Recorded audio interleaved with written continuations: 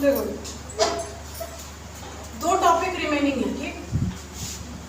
एक है आपका एक्सचेंज ऑफ गैसेस और एक लास्ट ट्रांसपोर्ट ऑफ गैसेस। क्या नहीं दिख रहा है?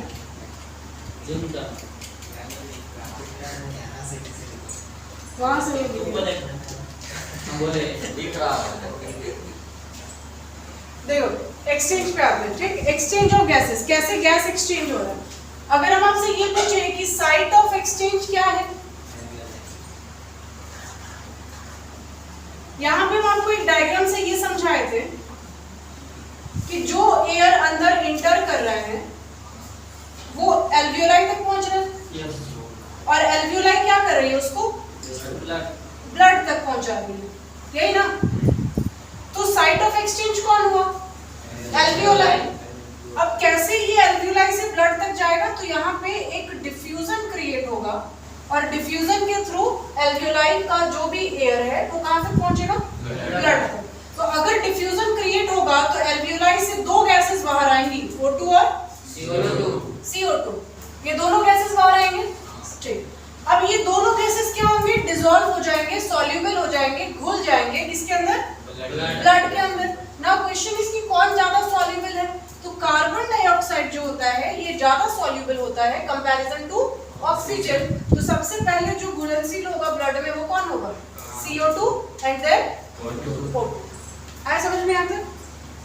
तो यही 3 पॉइंट है एक्सचेंज ऑफ गैसेस में। सबसे पहला कि alveoli is the site of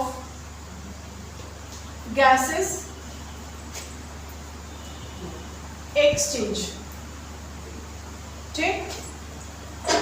दूसरा कि ये एक्सचेंज होगा कैसे, तो there is a simple diffusion, एक डिफ्यूजन क्रिएट होगा और जैसे ही डिफ्यूजन होगा एयर किधर से किधर मूव करता है, हाई कंसंट्रेशन से लो कंसंट्रेशन की तरफ। ये सब प्रिंसिपल में करवाए थे आप लोगों को, है ना। Air move from high concentration to low concentration, ठीक है। और एक डेटा आपको हम क्या दिए थे CO2 के बारे में, कि carbon dioxide is 20 to 25% more soluble than O2, ठीक। तो ये जो CO2 था ये O2 के कंपैरिजन ज्यादा सॉल्युबल था। तो पहले CO2 इसमें डिसॉल्व होगा और उसके बाद O2 होगा, ठीक। तो अब हम ये बोल सकते हैं कि जब गैसेस एक्सचेंज हो गए तो अब अपना ऑक्सीजन ब्लड जो था इसके पास ऑक्सीजन और कार्बन डाइऑक्साइड दोनों ही थे। अब तो नेक्स्ट अगर हम हमसे पूछे ट्रांसपोर्ट ऑफ गैसेस, जैसे एक्सचेंज ऑफ गैसेस एल्वियोलाई कर रहा था वैसे ट्रांसपोर्ट ऑफ गैस कौन करेगा, ब्लड करेगा, क्योंकि अब तो सारा कमांड ब्लड के हाथ में है ना। एल्वियोलाई तो डिफ्यूज हो गई, वो डिफ्यूज होकर के सारा गैसेस किसको सौंप दिया है, ब्लड को। अब ये ब्लड का काम है कि उसका ट्रांसपोर्ट करना। तो ट्रांसपोर्ट ऑफ ब्लड किसके थ्रू होगा, ट्रांसपोर्ट ऑफ गैस किसके थ्रू होगा, ब्लड के थ्रू होगा।